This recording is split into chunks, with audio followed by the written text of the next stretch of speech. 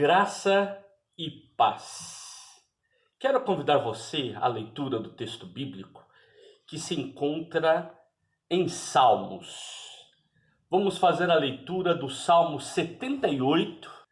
Diz assim: Meu povo, escute a minha lei, dê ouvidos às minhas palavras. Abrirei os meus lábios para proferir parábolas e publicarei enigmas dos tempos antigos. O que ouvimos e aprendemos, o que nos contaram nossos pais, não encobriremos a seus filhos. Contaremos à vindoura geração os louvores do Senhor e o seu poder e as maravilhas que fez.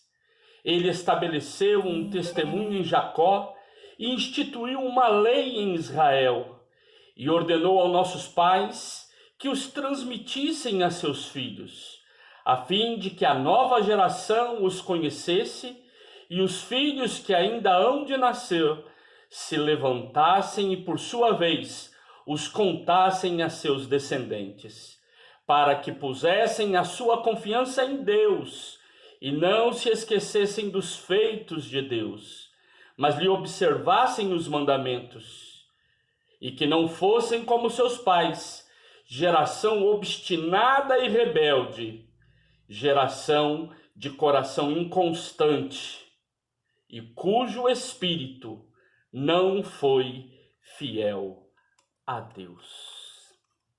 Tem uma historiadora bem conhecida, Emília Viotti, que ela apresenta uma frase muito conhecida: um povo sem memória é um povo sem história, e um povo sem história está fadado a cometer, no presente e no futuro, os mesmos erros do passado.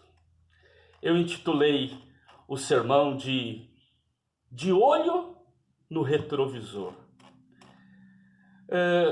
O Salmo 78 é um salmo histórico, é um salmo que nos traz o exercício de olhar para trás, olhar no retrovisor, ver o que já se passou, seja na nossa vida pessoal, seja na vida dos nossos antepassados, daqueles que vieram antes de nós. Vamos nos lembrar que os retrovisores lá do carro são aqueles espelhos pequenos que a gente utiliza para olhar o que ficou para trás. Eles são espelhos menores. E nós temos à nossa frente um vidro grande chamado para-brisa, que é onde nós estamos olhando para o presente e para o futuro. Nós então precisamos muitas vezes de realizar o exercício de olhar no retrovisor. O Salmo 78, sendo um salmo histórico, ele conta parte da história do povo de Deus. E para contar história, a gente precisa de tempo. Não é fácil. E nós estamos assim meio que cansados de narrativas mais longas. No entanto, nas redes sociais, precisamos ser o mais sucinto possível, né? Se possível, nem escrever. Uma foto já é o suficiente, né? Então ninguém está disposto a ler textos grandes. Inclusive, se faz crítica, lá vem um textão. As pessoas nem querem saber. Mas o texto bíblico, ele vai nos ensinar que o povo de Deus, em determinados momentos, precisa de se reunir para contar história. E o ato de contar história, necessitamos de tempo. Por isso que os salmos históricos são salmos bem longos. No nosso caso aqui, 72 versículos, onde vai se contando a história do povo de Deus. O salmo tem uma finalidade, que é instruir as pessoas, que é ensinar as pessoas.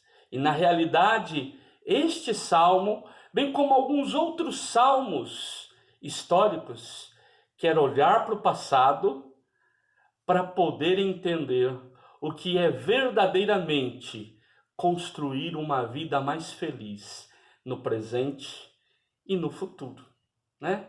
A história, ela é apresentada como a mestra da vida.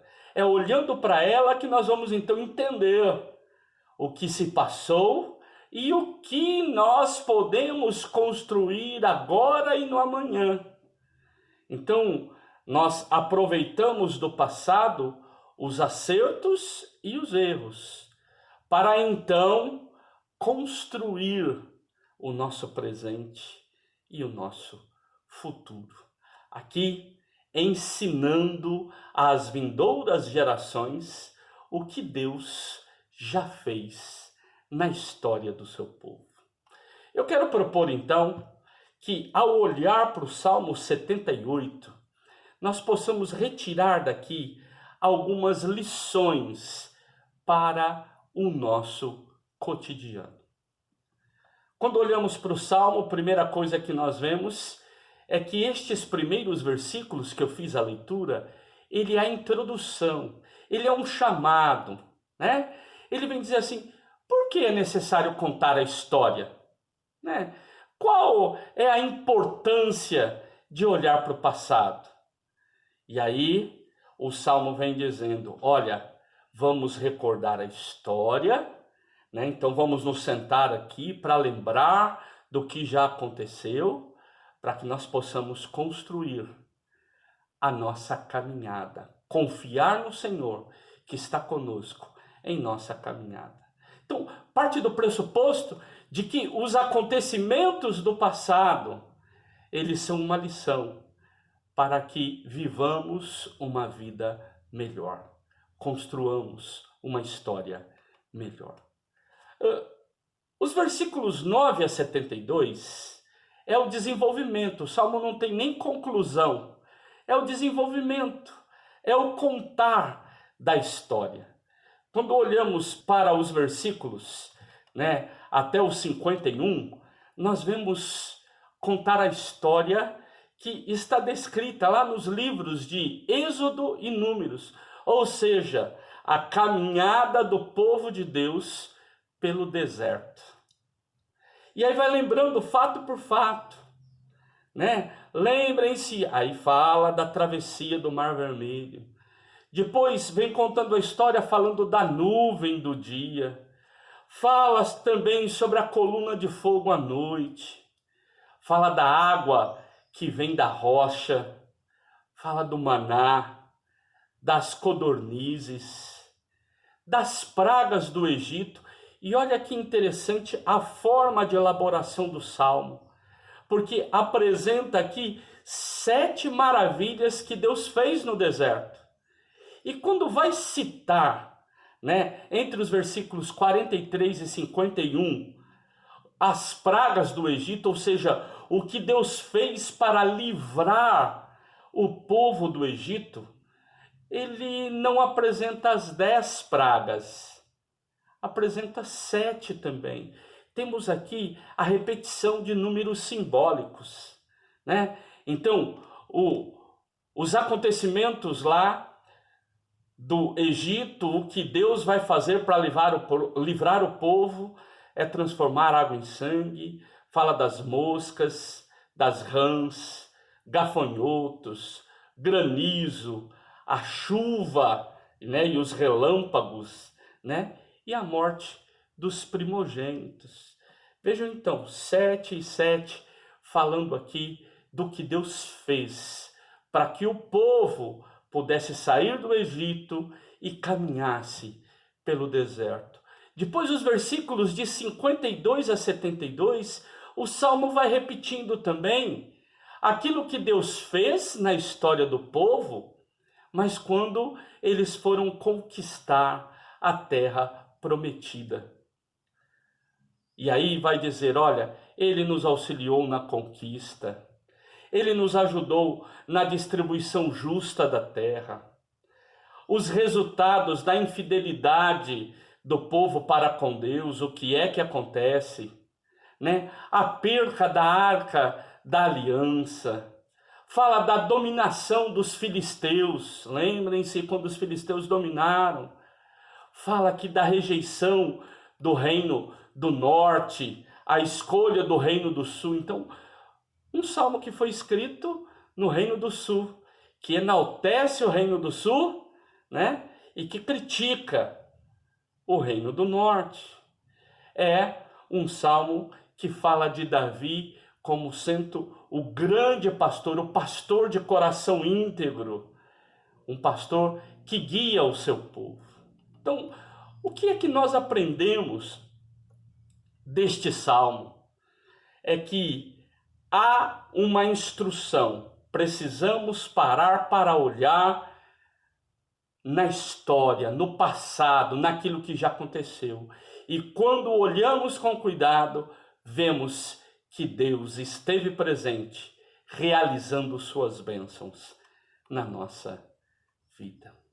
Eu quero concluir dizendo que é bom lembrar que Deus age na história do seu povo. Ele agiu bem antes de nós nascermos, está agindo na nossa vida e vai agir depois que nós formos daqui. Muitos homens e mulheres, jovens, crianças, velhos, fizeram parte desse povo. Muitos virão a fazer parte. Vamos nos lembrar que Deus é o Deus da história. Ele é quem realiza a história nas nossas vidas. Nós somos agentes históricos, convidados a nos consagrarmos a Ele para sermos personagens de uma bela história, de uma história abençoadora, de uma história de bênção. O mesmo Deus que acompanhou o seu povo no deserto, depois no estabelecimento da terra prometida, é o Deus que está presente aqui. O Deus que age na minha vida e na sua vida. Lembre-se, Deus está conosco sempre. Ainda que momentos difíceis aconteçam, Deus está presente. Vamos orar? Deus querido, Deus de amor, ensina-nos a confiar a cada dia na Tua presença. Ensina-nos a olhar para aquilo que o Senhor já fez. Fortalece nossa fé e ensina-nos a vivenciar e a contar aos outros o que o Senhor fez no passado do Teu povo, o que o Senhor tem feito na nossa história e o que o Senhor pode fazer na vida das pessoas. Nós assim oramos, crendo em nome de Jesus. Amém e amém.